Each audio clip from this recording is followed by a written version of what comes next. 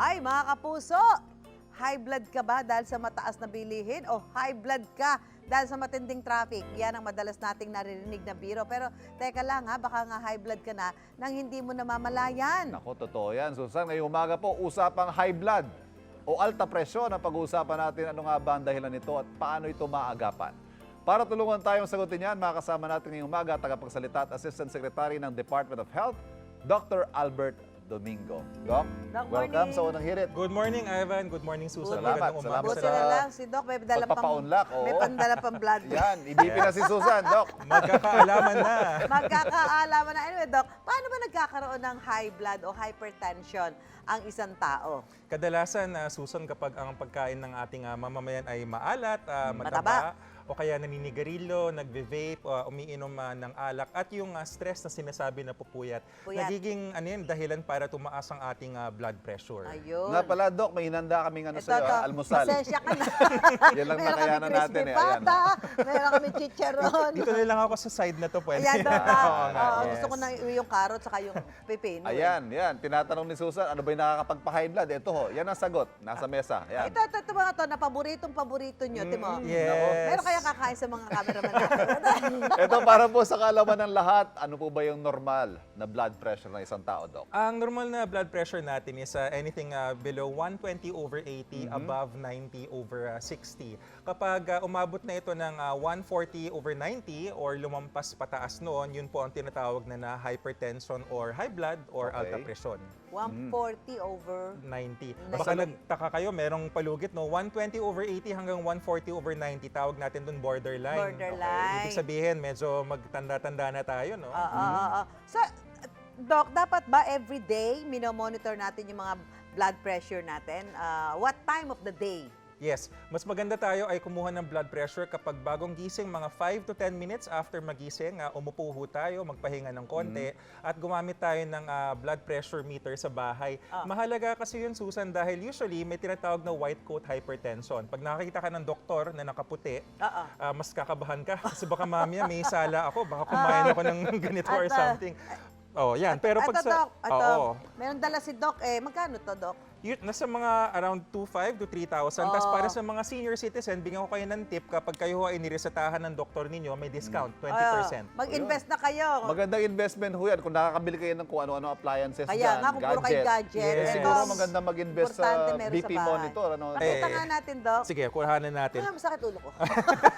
Ayan, so dapat nasa relax position kayo. Oo. Actually, ideally, meron tayo dapat lamesa na nakapatong ang ating braso. At huwag magsasalita. At huwag magsasalita. Pero okay lang, para tayong cooking show at tignan natin na Ito, tingnan nyo. demonstration. Pag gagamit kayo dito, minsan merong parang anong tawag sa Arrow or arrow tuldok. or tuldok. May marker, Dapat nasa oo. tapat siya ng... yung sa ating elbow, sa ating pinaka-bisig natin, no, yung nakatapat siya doon, Yan. ating ilalagay, huwag masyadong mahigpit, no, hindi yung parang suman na babalutin natin ng sobra. Okay, Tapos usually dalawang daliri, ilalagay natin sa Bakit ilalim. mo ilalagay ganon? Ayan ang pang-check natin kasi pag ang dalawang daliri hindi pumasok, masyadong mahigpit. Okay. So dapat Oo. kasya. Tas Pagka hindi mo... masyado namang tatlong daliri na napasok, masyadong maluwang yon. Okay. So, Dapat dalawa lang. dapat dalawa lang. So kaya rin nakapatong na ganyan. Kunyari lang ha, Kunwari. kunyari lamesa. Pero dapat may nakapatong. Yan. Oh. Ano Tapos, pipindutin na natin. yan? Oh, Yan. yan yung maghihigpit, di ba? Yan. Dapat hindi nagsasalita si Ate Susan, no? So kami dalawa na lang ni Ivan yung At ang mag-uusap. BP ni Susan, ay, nako, anta. Den. Parang bingo yata to. Ayan, nagbibilang pa, medyo nagbibilang mas, tumataas siya. So una sa lahat, habang ginagawa natin to, dapat di pa tayo nagkakape. Importante na, Okay. dahil yung kape, yung caffeine, soft drinks, nakakataas yan ng Taas blood ng pressure. BP, oo. At syempre, hindi pa rin tayo nag-aalmusal kasi pag tayo yung nag-almusal, tataas na rin yung ating blood pressure. So pababa na po yung numero, nakikita natin yan. Huwag hong magugulat, makikita nyo sa metro para lumampas siya ng konti, baka umabot ng 160, 170. Okay. Ilalampas talaga ng makina yun. Tapos pag bumaba na siya, on Nationwide TV, ngayon lang ako nakagawa na nagbi-blood pressure tayo at makikita natin na normal ang blood pressure ni Ate Palakpakan! Susan. Yan. Doc, alam mo kung bakit? Doc, para partida yan. Nagkape pa ako, binigyan ako ni Armand. Asan yung kape ko? Hindi, pero si Susan ho kasi mga kapuso, mahilig si Susan sa gulay. Very good. At saka very sa good. isda.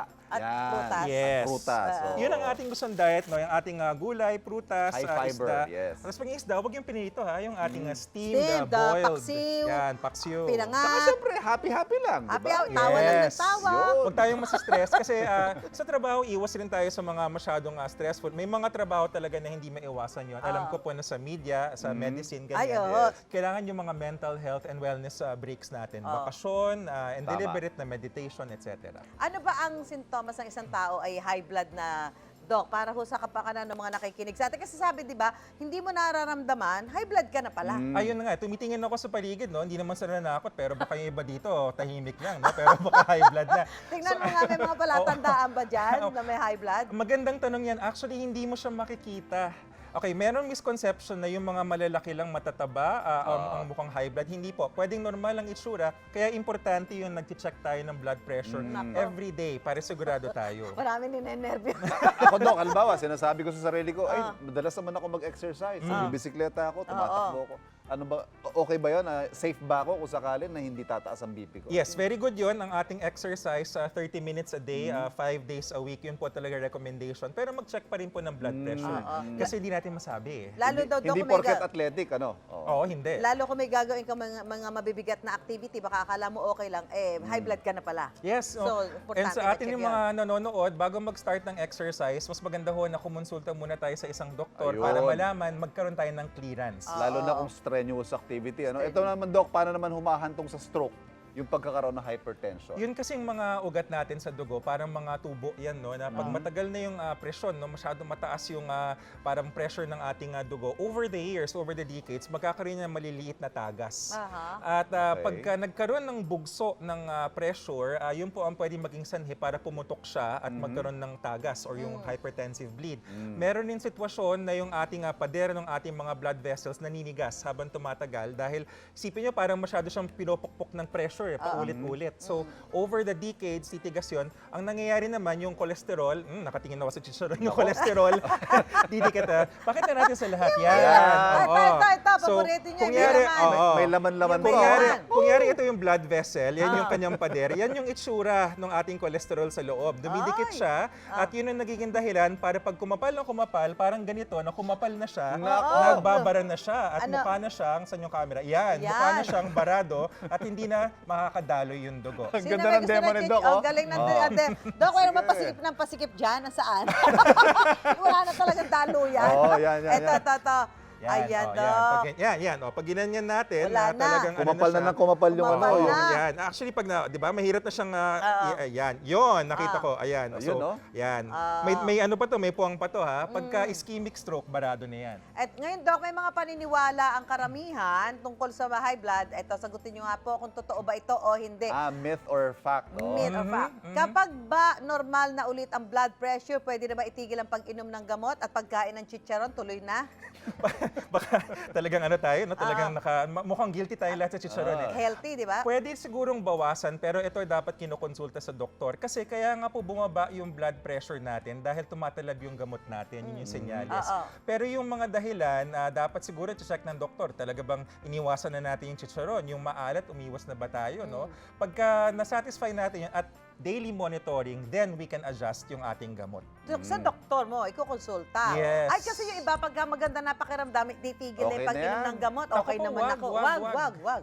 Asymptomatic ang tawag nun eh. Kasi pag di natin nararamdaman, asymptomatic yun. No? Parang akala mo okay na. Okay Tapos ka, oh. pag pumalo yung pressure, ayun, mapuputukan, stroke ang kalalabasan. Ayan. Pwede na ulit kumain ng marami kapag uminom na ng gamot. Yun Yung mga ang ganyan. katwiran, Doc, eh. May gamot naman. May gamot Naku naman. po, wag mo Ay, Alam niyo, nako. yung gamot, yung maintenance, para wag tayong maputukan ng ugat. Pero mas mahal po yung ma-ospital kapag kayo po ay naputukan ng ugat. Ay, Ivan, ikaw may tatanong ka rin, di ba? Oo. Totoo ba na nakakapagpababa ng dugo yung pag-inom ng pineapple juice at yung bawang? Kaya pala may bawang tayo Oo. dyan. Dako. Totoo ba yun, Doc? Totoo ba yun? Yung ating mga gulay at prutas, ang effect kasi niya pagka kumakain tayo, typically tawag namin naka-crowd out, naaalis yung, kunyari, pag nakita natin to, imbis na yun ang pipiliin natin at tayo mabusog sa maalat at mataba, yung fiber na kinakain natin. Pero hindi lang yan ang tanging dahilan para bumaba ang ating blood pressure. Importante rin po yung ating gamot, no? Kasi, at saka syempre, yung ating lifestyle change, yung pag-exercise, nakakababa ng 5 millimeters mercury. Yung numero na nakikita nyo kanina, kung kanina 116 yung systolic ni Ate Susan, pag siguro nag-exercise siya, baka maging mga 110, 111 pa yon, 5 millimeters mercury. Dalasan mo pa ang pagtanim-tanim sa ano. Kaya nga, makapagtanim. Wala pa, layo pa weekend eh. Maraming salamat sa inyo mga payo, Dr. Albert Domingo ng DOH. Armand, alam mo na, sa akin yung pipino, carrots, sa akin butas. Mga kapuso, pangalagaan po ang inyong kalusugan. Tandaan, mas mainam ang umiwas kaysa sa mag-maintenance. Doc, thank you. Thank you, Thank you Doc. po. Thank you Salamat, rin. salamat.